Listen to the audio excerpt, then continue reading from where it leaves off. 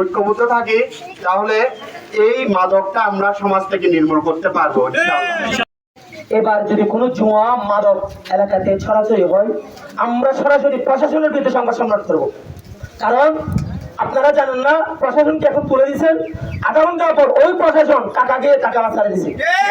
আমরা এবার যদি মাদক এবং জুয়ার ছড়াছড়ি হয়, আমরা ডাইরেক্ট প্রশাসনের বিরুদ্ধে সংবাদ সম্মেলন করবো।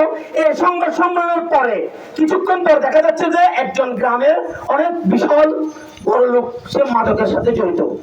সে আসার পরে আপনারা মানববন্ধন করছেন, করার পরে কি বলবেন জানেন? যখন বক্তের ভাই সালাম ভাইকে কল দিবে, সালাম ভাই বক্তের ভাইকে কল দিবে, ভাই ওখানে যাওয়ার দরকার না, আমি চলে যাই। তো মানববন্ধন করার কোন দরকার নেই।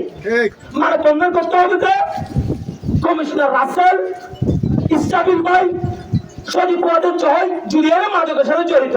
আপনারা গ্রাম ভিত্তিক এক হয়ে 24 আওয়ার যদি তাদেরকে ঘেরাও করে দুবাইতে পারেন তাহলে মানববন্ধন করেন। নাহলে মানববন্ধন করার পরে কালকে ভাই আবার মানববন্ধন হবে। কালকে দেখবেন যে এখানে মাদক বিক্রি করে এর ভাই, মাদক বিক্রি করে আমার ভাই, কালকে আমি থাকবো না মানববন্ধনে, সেও থাকবো না মানববন্ধনে। মাদকের হার থাকবে বেড়ে, সমাজের হার থাকবে চলে।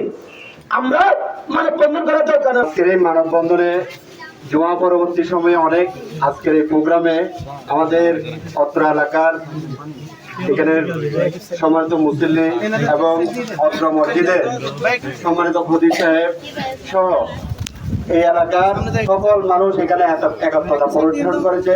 সেজন্য আমি সর্বপ্রথম এই এলাকার মানুষদেরকে সবাইকে আমি ধন্যবাদ দিচ্ছি যে একটি সামাজিক ব্যাধিকে আমরা দূর করার জন্য যে সবাই একত্রিত হয়েছি, সেজন্য এই একতাটা আমাদেরকে ধরে রাখতে হবে। সম্মানিত উপস্থিতি, আমরা আমাদের ভাইদের যে কথাগুলো